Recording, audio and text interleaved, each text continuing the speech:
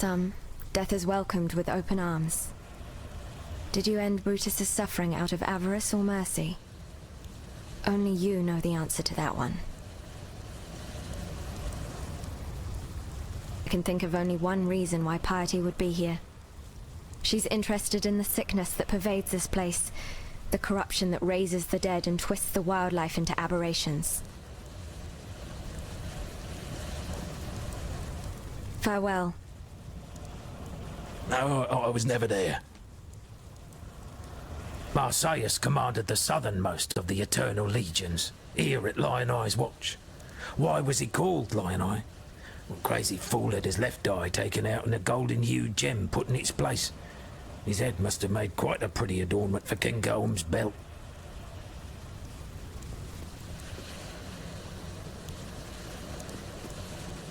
The Warden's free of his own prison. Well, since you're so bloody determined to cheat the britches off death, you'd better have one of these, for luck.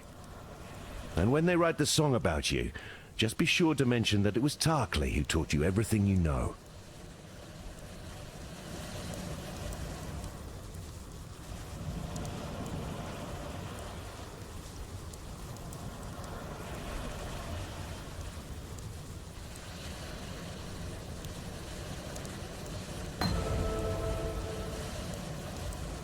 Stay sharp out there. Welcome.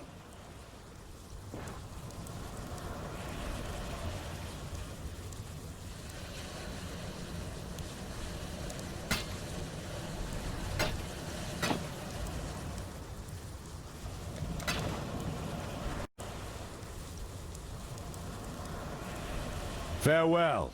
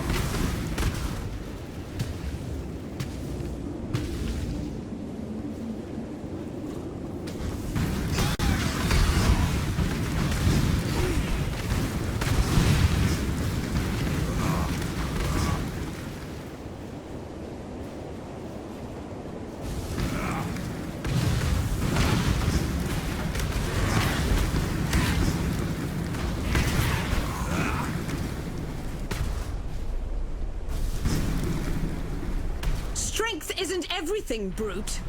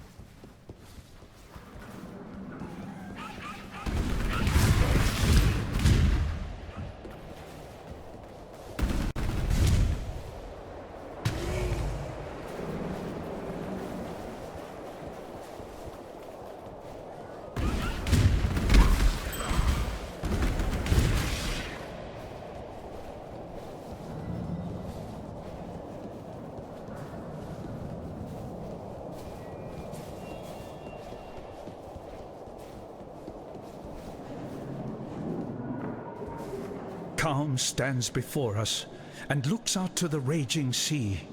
He sings, calls, screams to our ancestors to come to our aid. He offers them gifts of old, a feast of heart and mind, muscle and marrow, cooked in the fire and rock of this angry land. We have not practiced these ways in so many years. Only in the darkest of times, most desperate of times, do we perform these oldest of rituals. Only here and now may we sacrifice and consume our own.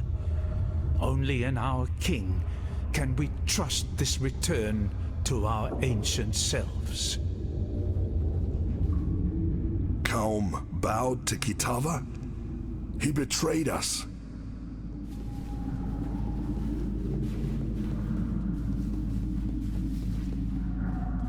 Frankly, I would have been surprised if you hadn't recognized me. Yes, 'tis I, Captain Sigmund Fairgraves, wave-tamer, pirate bane, and conveyor of civilization to barbaric lands. So what am I doing here, apart from blowing my own bugle? I'm marooned, languishing, thanks to a pair of pretty blue eyes. Stuck fast in the filthy mud of Wraeclast, thanks to one sultry little slave girl. I liberated her from the flesh pits of Trathus, and she repaid me in full with sleight of hand and swift feet. Turned the coat of my first mate, took my hard-earned all-flame, and with it the wind out of me sails. Find my all-flame, I beg of you. Until I feel its warmth again, I'm trapped here, high and dry, until the sun's final setting. Farewell, farewell.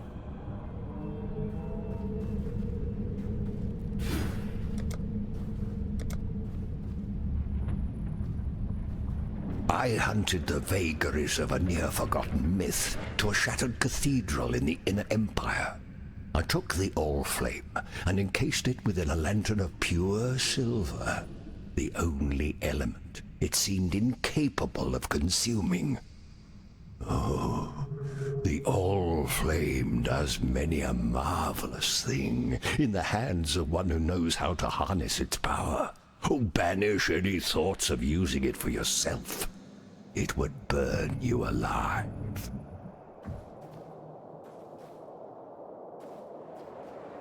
My loveliest neighbor in this most salubrious of neighborhoods. Facing Mervale and finding my all-flame are two mutually exclusive endeavors. I'd much prefer you to live to see your errand fulfilled, although it is possible that my wayward slave girl fell prey to one of Mervale's slithering progeny.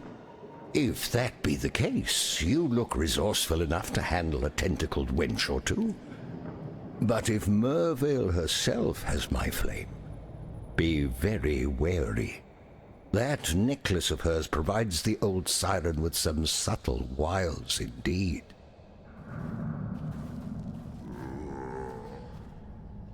If the history books are to be believed, Doreso the Daring presented the necklace to Mervale on bended knee, and from the moment he placed that little chunk of Wraeclast at her throat, Mervale began to sing.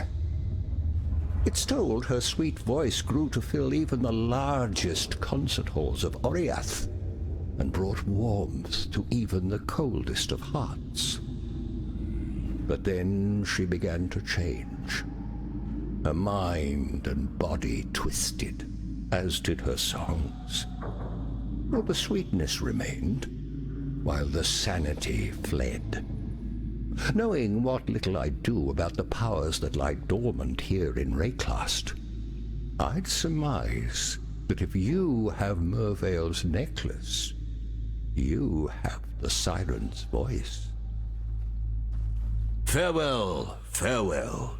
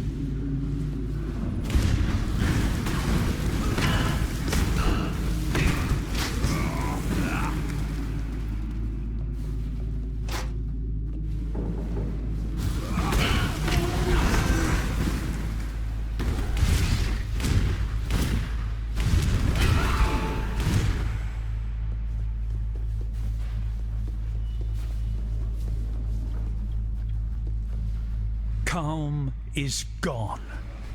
Our king has taken our finest 500 warriors and descended into the depths of Wraeclast.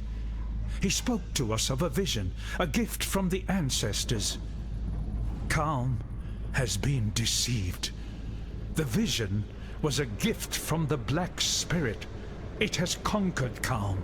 The Black Spirit has conquered the Karui way. Hairi has made ready her canoes. We will take those that are left, 500 forgotten families, and carry them back to their true homes. Back to Ngā Makanui. Calm's promises have led us into nightmare. Hairi will lead us back to the dawn.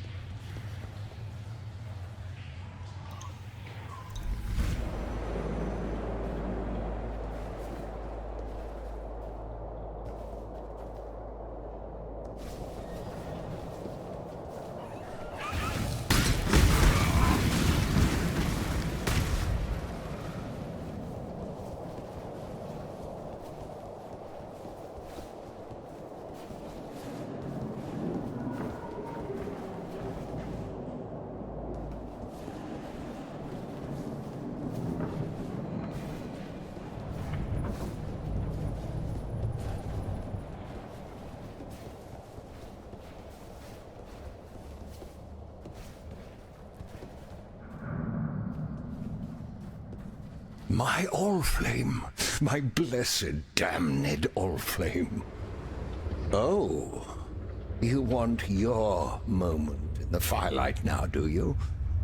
Unfortunately, necessity is what it is, and for the Allflame to give life, it must first be kindled with life. And since suitable kindling is in short supply around these parts, I have little option but to make do with what I have. Namely, you.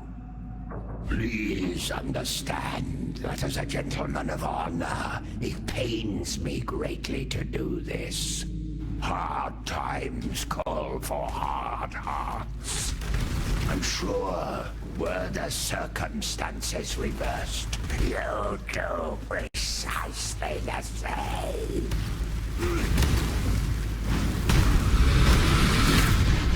The Karui remember you, Fairgraves. Your death will be much celebrated.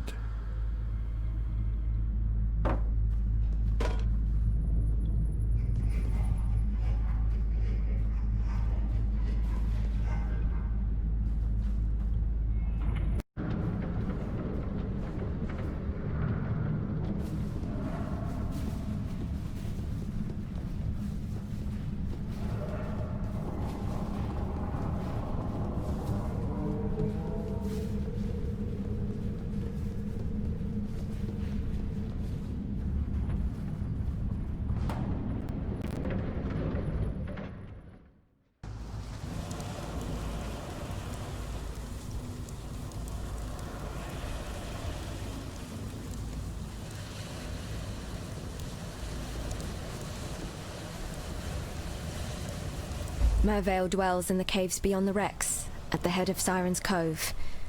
Leave her be, and we can only hope that she continues to return the favor.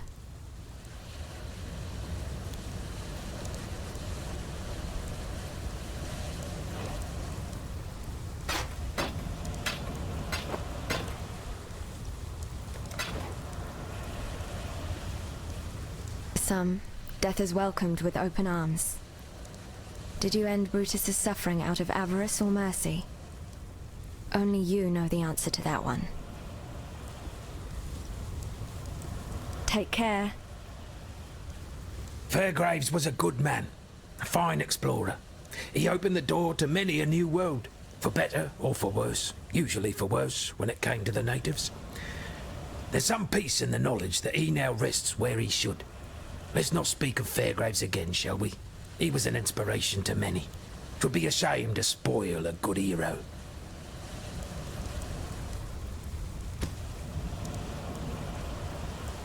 Siren's Cove belongs to Mervale. Those butchering buccaneers sailed off that way, the ones that plundered my poor Mary Gull. 'Twould be poetic justice if they'd stopped off for a sing-along with Mervale's lovely daughters on their way home. Piety's raised Chevron's barricade. Not that I was likely to ever make the trip inland, but it was nice to have the dream. Hang on a moment.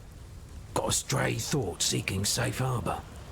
Piety's one to watch her own back, so she'd never cut off an escape route from possible trouble inland.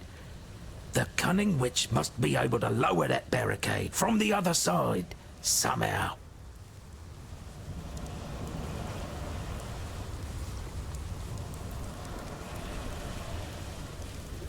Let me tell your future. Fate awaits you. Greetings! If you have to quench your curiosity about Mervale, go look at the corsairs that haunt the grave of ships. Like any mother, Mervale's got hungry mouths to feed. Why would Piety go and cut us off from the interior? Well, thankfully, I don't have it in me to know what that witch thinks. But I reckon you'll work it out.